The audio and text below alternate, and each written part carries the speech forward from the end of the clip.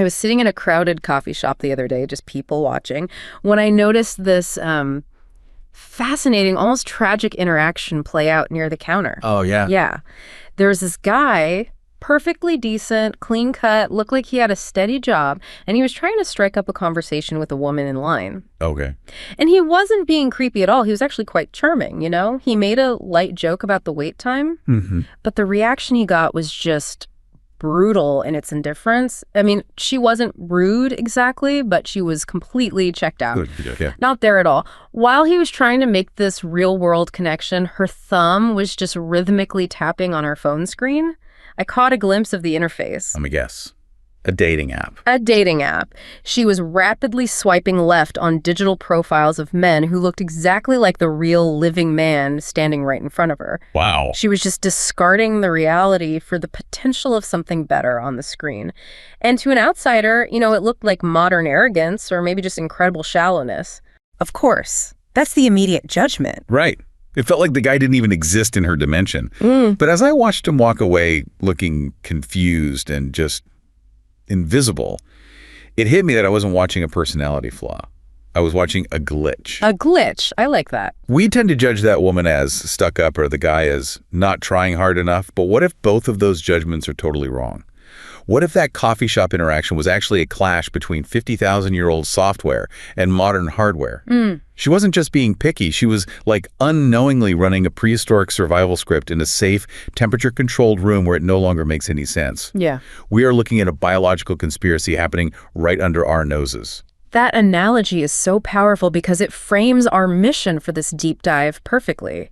We are looking into that biological conspiracy beneath all the modern dating conflicts. Right. We have to strip away the moral judgments, the accusations of shallowness or, laziness, and look purely at the clash between that ancient survival programming and this high-tech modern environment we're all in. And the core claim here, the one that makes everyone a little uncomfortable, is that attraction isn't some ethereal, mysterious choice we make based on personality. It's often a ruthless calculation. It is, 100%. It's a mechanism that was designed by nature for a single, non-negotiable purpose: maximizing the odds of reproductive success and survival. And that calculation, as you said, inherently means that the organism, whether it's the guy or the woman, is designed to ignore the average, to intensely focus on the elite. Yes, because that focus historically represented the best possible chance for resource security or, better genes. It was a life or death filter. So our roadmap today isn't a discussion of dating etiquette. It's a biological audit. We're going to examine the evolved mate selection strategies for both sexes, analyze the specific criteria they look for, whether that's financial capacity, reproductive health, behavioral reliability, and then we have to confront how this ancient software is being radically distorted by the algorithms of the digital age. Exactly. Let's dig in. Okay, so let's start with the fundamental nature of human mating.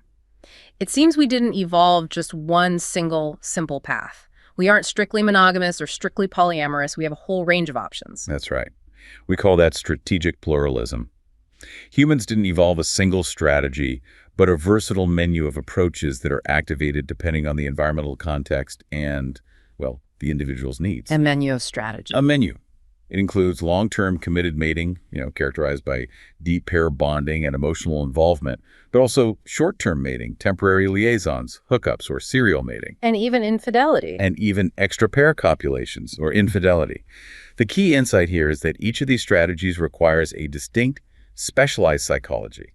You need different criteria for selecting a weekend partner versus a 20-year co-parent. And this complexity immediately brings us to maybe the most defining feature of human mating psychology, the fundamental asymmetry in reproductive cost. This is the bedrock of the entire field. I mean, it's everything. When we look at the minimum obligatory parental investment, the difference between the sexes is just dramatic. Okay, so break that down.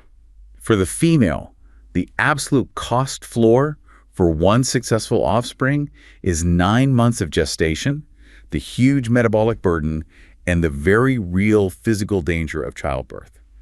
For the male, biologically speaking, the minimum cost is just one act of sex. That's a staggering difference. It's colossal.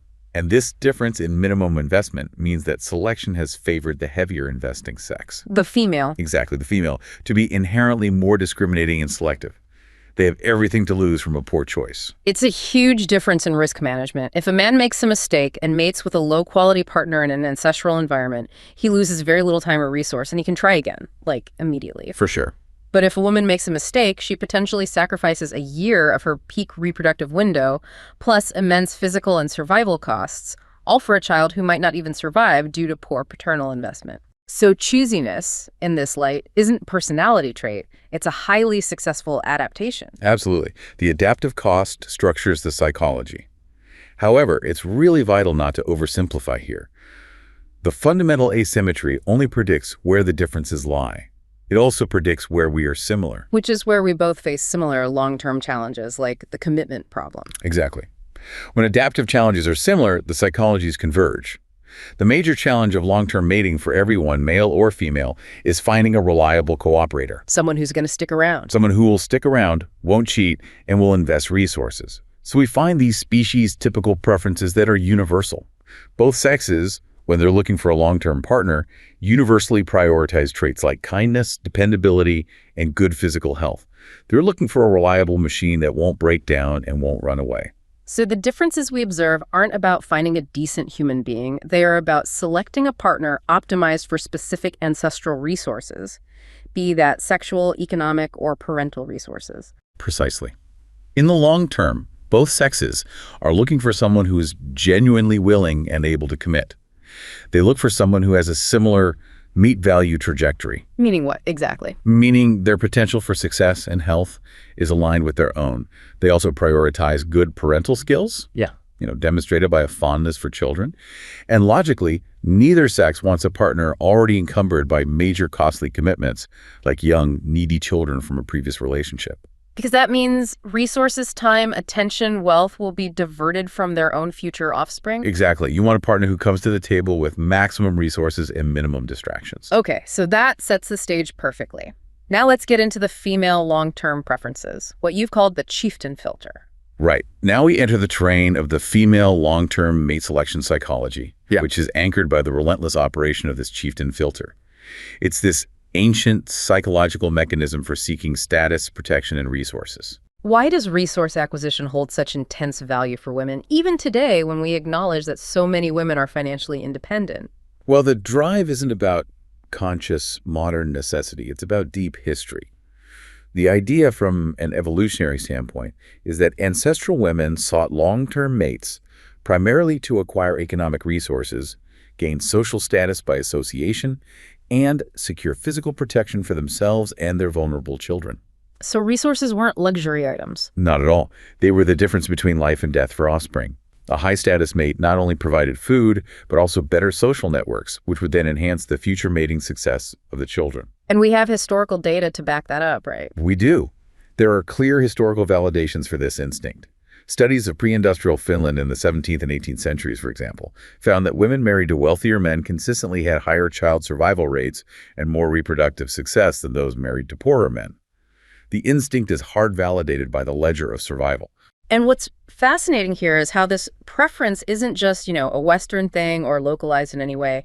It's considered one of the most robust, cross-culturally universal psychological sex differences ever documented. That's where the 37 Culture Study comes in. This is a massive research project. It surveyed thousands of participants across 33 countries on 6 continents, spanning radically diverse political systems, mating arrangements, religious beliefs, and even levels of gender economic equality, from highly egalitarian Sweden to more restrictive cultures like Iran. And the result was overwhelming.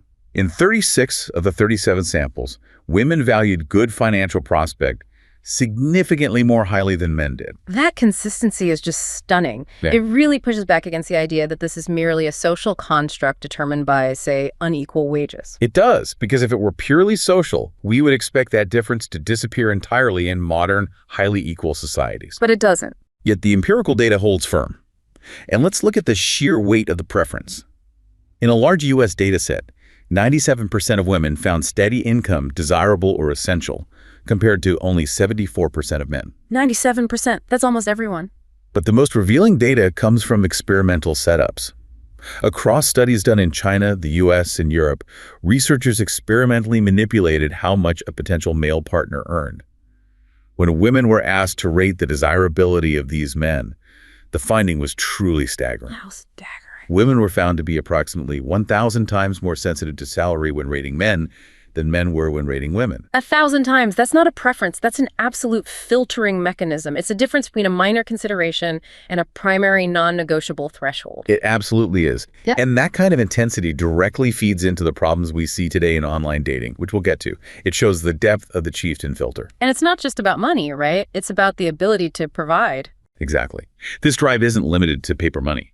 In traditional subsistence societies, the functional equivalent is still what's sought after.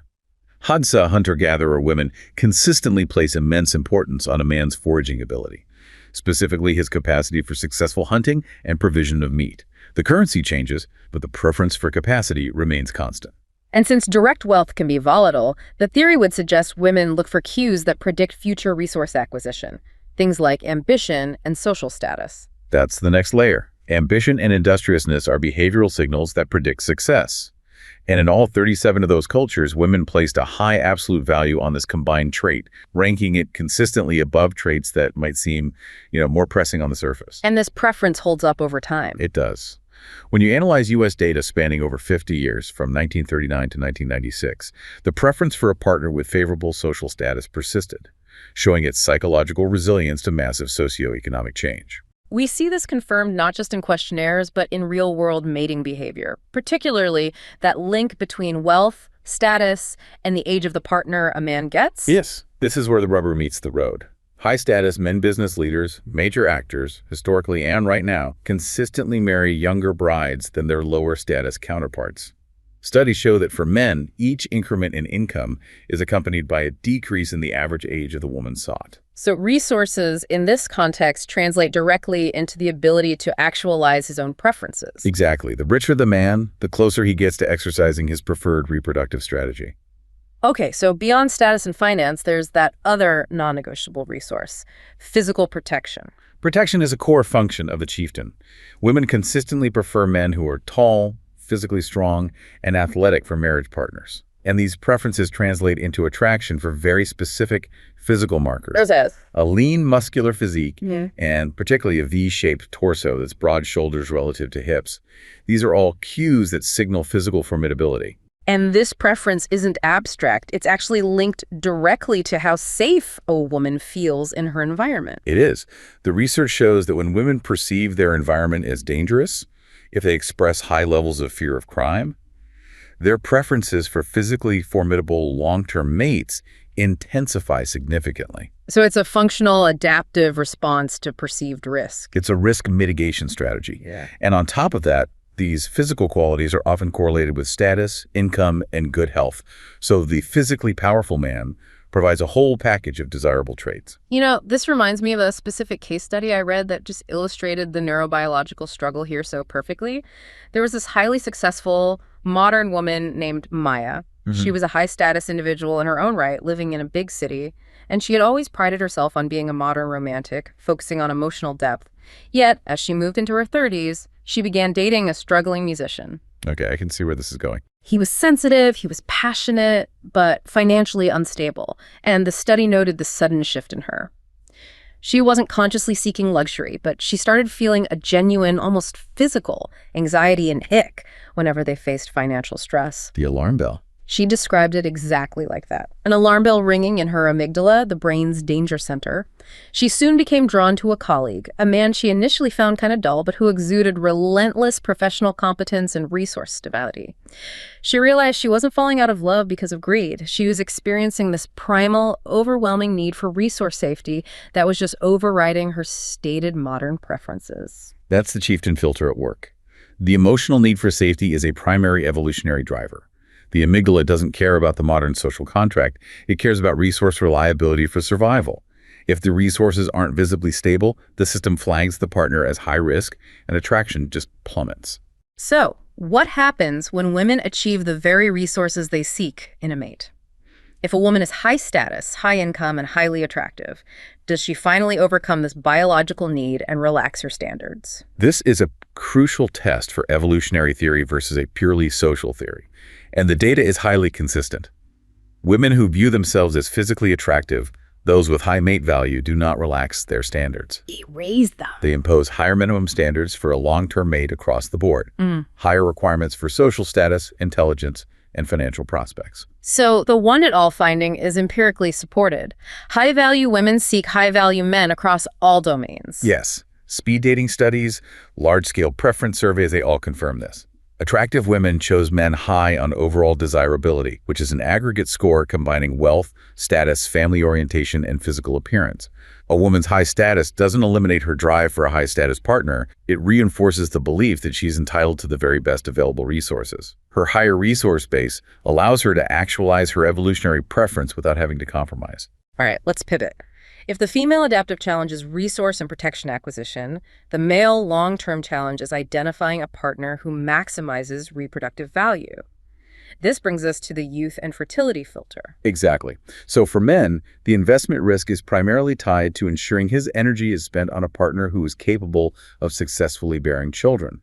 Because of that, men value relative youth and physical attractiveness above all else in long-term mate choice. Because those are the most reliable, ancestrally observable cues. They are. They're linked with high reproductive potential. And because a woman's reproductive value decreases so sharply after her mid-20s, especially compared to men, the pressure to select a young partner is intense. And this forms the basis of what's called the evolutionary theory of female beauty, right? That certain physical and behavioral cues are universally attractive because they signal youth and health. Yes, we can categorize them. First, you have the general youth-related cues. Clear, unblemished skin, which signals a lack of parasites, full lips, lustrous or long hair, muscle tone, a springy gait. These are all correlated with a lack of major disease and high estrogen levels. Then you have cues related to hormones. Right. Second, hormone-related cues. Facial femininity, characterized by high cheekbones, a small chin, and thin jaws, which are strong indicators of estrogen dominance during development. And third, body shape cues, most notably a low waist-to-hip ratio, or WHR, and a relatively low body mass index. The optimal WHR signals hormonal status, fat distribution suitable for pregnancy, and a lack of certain chronic diseases. The finding regarding the waist-to-hip ratio is one of the most compelling pieces of evidence for the innateness of these preferences, isn't it? It is arguably the gold standard for an innate preference.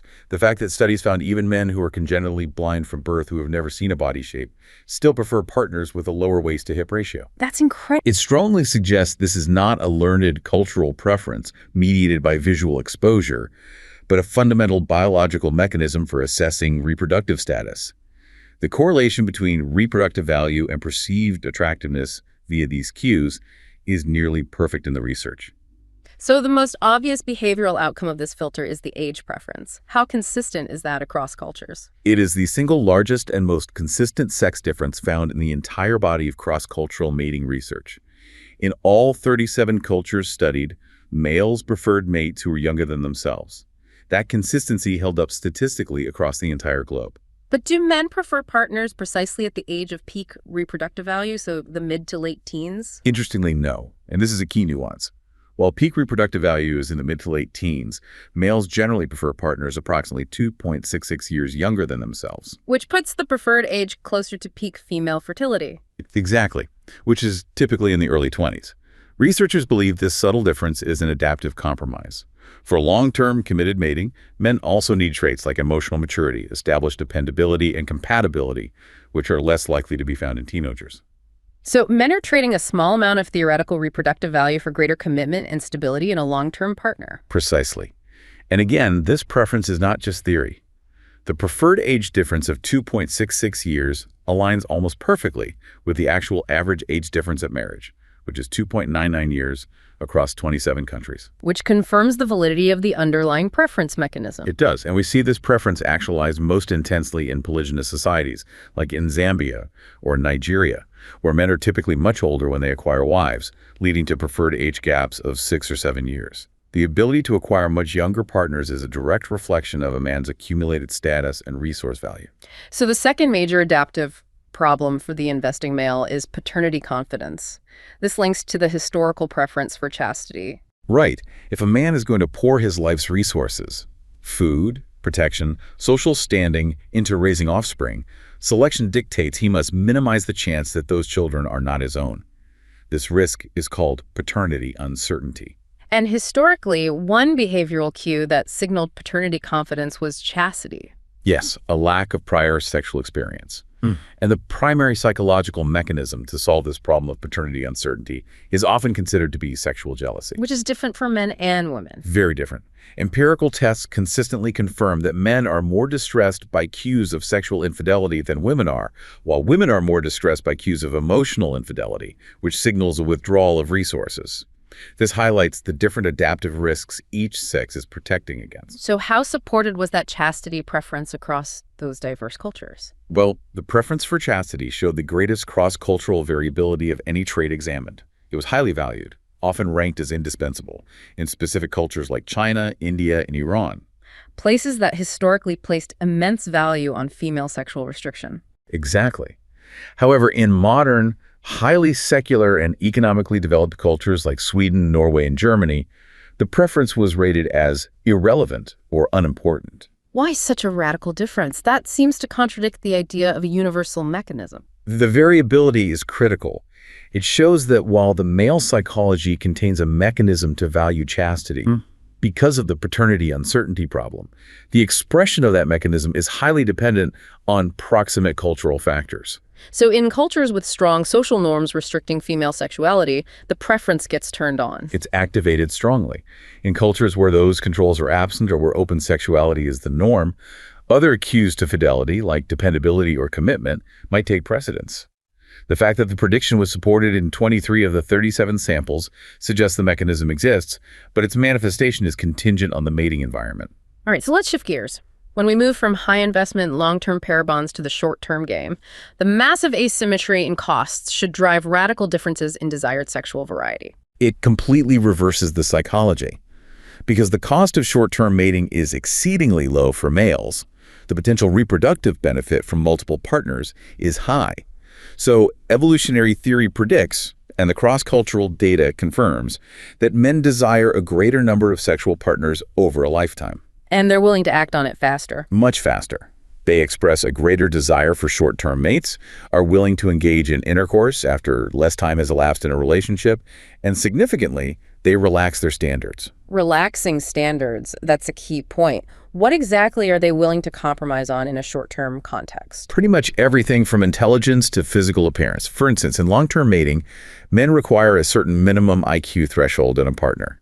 In short-term context, that threshold just drops dramatically. They're less picky. Much less picky. They will accept partners who they deem much less desirable across nearly every domain, provided the core reproductive cue attractiveness and youth is present. They are effectively shifting from a quality control strategy to a volume control strategy when the investment is low. And the field experiments that translate this desire into actual behavior are some of the most dramatic findings in this whole area of research. They really are. Studies conducted in multiple countries, the US, Germany, Italy, show a massive, almost uniform sex difference when approached by a stranger with a sexual proposition. This is the famous study. It is. Roughly 75% of men consented, whereas 0% of women consented. This vast difference demonstrates a clear, evolved divergence in receptivity to low-investment sexual offers. And this inherent conflict, men seeking rapid access, women avoiding high cost, inevitably leads to what's called strategic interference, specifically sexual deception. Right.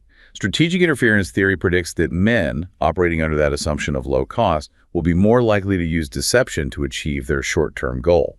And the data backs this up. Empirical confirmations show that men are significantly more likely than women to exaggerate the depth of their feelings, their commitment, and their future intentions just to gain short-term sexual access. And the adaptive cost of that deception falls disproportionately on the woman. Precisely. The research on emotional upset highlights this. Women who were deceived in this manner reported experiencing much more intense, high-magnitude emotional upset than men did when they faced interference. Because for a woman, misplaced trust and commitment cues leads to high reproductive risk. Exactly. Her heightened emotional reaction is an adaptation designed to punish that deception and avoid making the same mistake twice. So a key puzzle then is why women evolved adaptations for short-term mating at all, considering all the inherent risk. Why does infidelity exist for women? This is a really intensely studied area. Researchers have hypothesized at least 4 distinct adaptive functions for female short-term mating or infidelity, which, interestingly, often occurs during the woman's ovulatory phase, maximizing the chance of conception. What are they? Well, the first is resource and protection acquisition. The liaison might provide immediate resources, food, or protection that her primary mate cannot offer. Second is essaying prospective mates. A short-term encounter might function as a screening mechanism to test a potential long-term replacement. And the third and fourth hypotheses are the ones that often cause the most discussion. The good genes hypothesis and the mate-switching hypothesis. Yes, the good genes hypothesis posits that a woman might seek a short-term liaison with a high-status, high-attractiveness man, one possessing genes superior to those of her long-term partner, to secure better genetic quality for her offspring while still relying on the primary partner for stable resources. And mate-switching. The fourth, mate switching, is about cultivating a backup mate.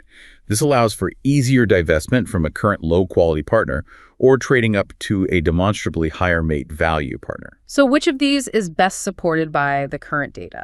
Well, while the good genes hypothesis is theoretically elegant, the empirical support has been mixed and it's really difficult to definitively prove. In contrast, there is robust evidence supporting resource acquisition and, significantly, the mate-switching hypothesis. So it's more about having a plan B.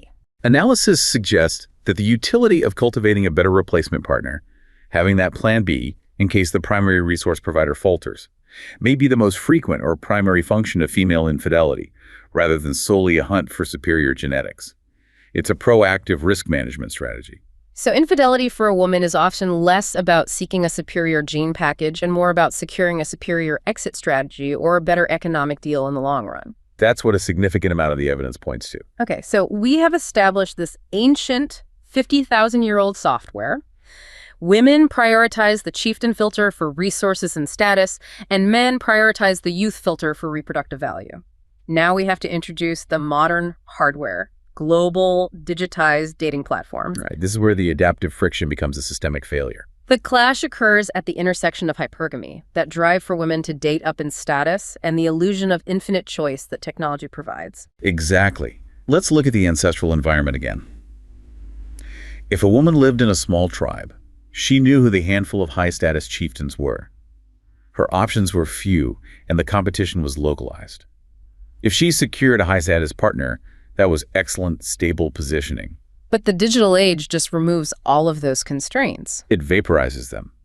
The modern dating app provides the average user with access to potentially thousands of partners they would never meet in real life. For women, the ancient filter, which is designed to identify the chieftain, suddenly receives thousands of high-status signals. This is a subconscious mechanism which was built for extreme resource scarcity, suddenly sees global abundance. And this creates the massive bottleneck effect. The woman's brain screams, "Why settle for the average man in line at the coffee shop when the app shows me hundreds of men who appear to have better resources, better status, and better looks?" And what does the data suggest about the resulting competition in this bottleneck? The digital landscape acts as a massive amplifier for hypergamy. Data aggregated from multiple major dating platforms suggests an extraordinary skew. Approximately 80% of women are competing for or expressing interest in the top 20% of men online. The top 20%. Judged by aggregated status and attractiveness scores, yes. That is the ultimate rigged game. It creates hyper-competition at the very top for a small cohort of men and renders the majority of average men mathematically invisible. The digital environment doesn't create the preference. Remember, women are 1,000 times more sensitive to resource cues, but it makes the actualization of that high standard effortless. You can filter out the average with a quick thumb swipe. And the result is a total distortion field. Yes, where average women are seeking partners who are far above their actual mate value, because the app gives them the perception that those partners are accessible. And this shift has profound psychological consequences, particularly for the average man who would have been successful in previous proximity-based mating environments. I was reading this piece on male loneliness that described a hypothetical man named Liam. Liam is statistically average. Decent job, good heart, normal looks. 50 years ago, Liam would have found a partner within his community through work or just proximity. But in the digital age, Liam is filtered out. Precisely. The story detailed Liam's swipe data. He swiped right on thousands of profiles over a year, and his match rate was almost non-existent. Wow. And the cruel irony is that the algorithms prioritize the high-status profiles because those profiles keep the users, especially the women, engaged.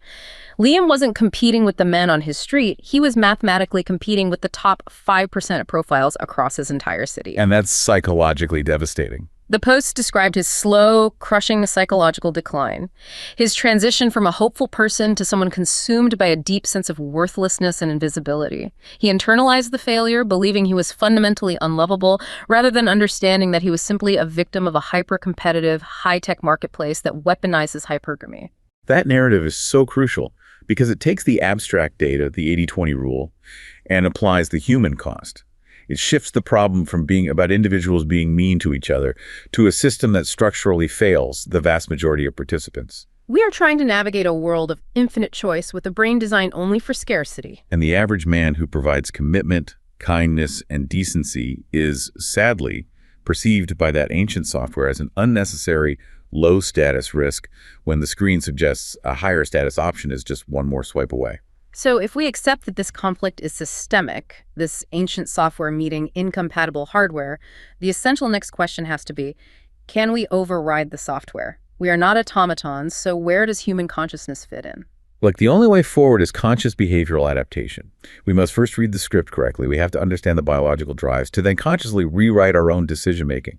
We have to move past the idea that we are merely slaves to these genetic pressures. And we have evidence that the system isn't purely deterministic.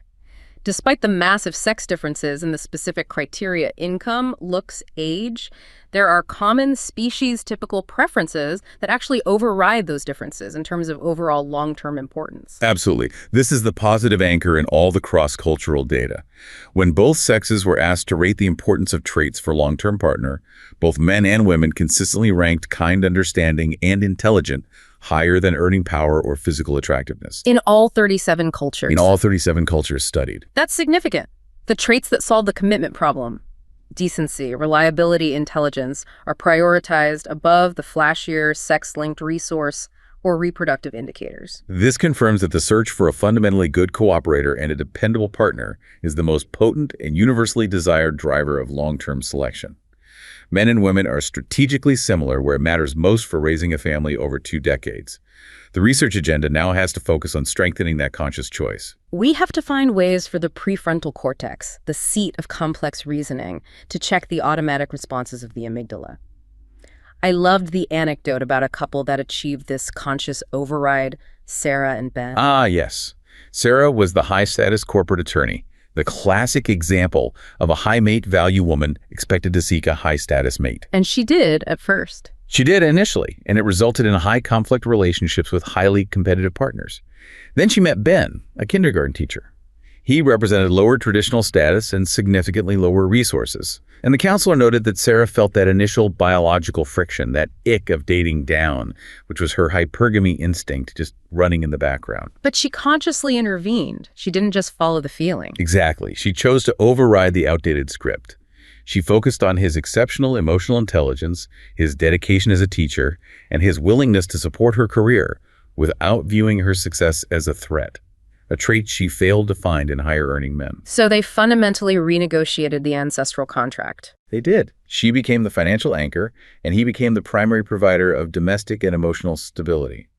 They flipped the evolutionary expectations for resource provision and domestic investment. And that story demonstrates that while we feel the evolutionary friction, that subconscious alarm bell ringing, the modern mind is capable of prioritizing current needs over historical survival risks. It leads to a relationship that is equitable and fulfilling despite defying those biological expectations. It proves that the script is strong, but it is not unbreakable. The capacity for conscious choice and renegotiation of roles is our only path to success in this environment. Now, we have to address the major alternative theory that attempts to explain away these sex differences, the structural powerlessness hypothesis. This theory claims that women only prioritize men's resources because society denies resources to women. Right. And if that were true, as women gain economic power, the sex differences in preference should just vanish. That's the critical prediction that evolutionary psychology tests. If gender roles were the sole driver, then in countries with the highest gender economic equality, like Sweden or Finland, We would expect the female preference for financial prospects to drop to zero, or at least match the male preference level. And what does the evidence consistently show? Subsequent studies, including longitudinal U.S. data and large-scale cross-cultural analyses, consistently fail to support the structural powerlessness hypothesis. In fact, they often find the opposite. They find a small but positive correlation between a woman's personal access to economic resources and her preference for mates with resources. Wait, just to be clear, women who make more money actually want their partners to make more money, too. That's the finding. Women who achieve higher socioeconomic status measured by income or education tend to value the monetary and professional status of mates more, not less, than women who make less money. They often place more value on a potential mate having a college degree and being ambitious. That's the ultimate confirmation of the want-it-all effect. Economic independence doesn't decrease the resource filter, it simply raises the minimum acceptable standard. Precisely. The persistence of these sex differences in highly gender egalitarian cultures, where structural powerlessness is minimal, fundamentally undermines social role theory as a complete explanation. When a woman is high status, she is not seeking a man to provide survival. She is seeking a man to match or exceed her status, thus protecting her social standing and providing the best possible environment for her children's future success. The adaptive mechanism is still running, it's just running at a higher baseline. Well, this has been a necessary, if sometimes uncomfortable, deep dive. We've established that the intense conflict and friction felt in modern mating are the direct result of 50,000-year-old psychological software trying to process a brand new world of incompatible hardware. And the vast cross-cultural data is just unequivocal. Women utilize the Chieftain filter, prioritizing capacity, resources, and protection, while men utilize the youth filter, prioritizing youth and reproductive value. It's all driven by that massive asymmetry in minimum parental investment. And critically, the digital environment takes the ancient localized instinct of hypergamy and amplifies it to a catastrophic degree. It creates a ruthless bottleneck that disproportionately favors a small, high-status group of men, leading to systemic psychological consequences for the rest of the mating population. Recognizing that these are evolved psychological mechanisms, adaptations that solve survival problems in the Pleistocene, is the essential first step. It shifts the perspective from a moral failing to a systemic lag. But the good news remains. The data confirms that both men and women consistently place the highest value on shared traits like kindness, understanding, and intelligence in long-term partners. The human capacity for conscious choice and behavioral adaptation remains our most powerful tool for writing a new, more fulfilling story in the modern world, one that prioritizes partnership over prehistoric survival scripts.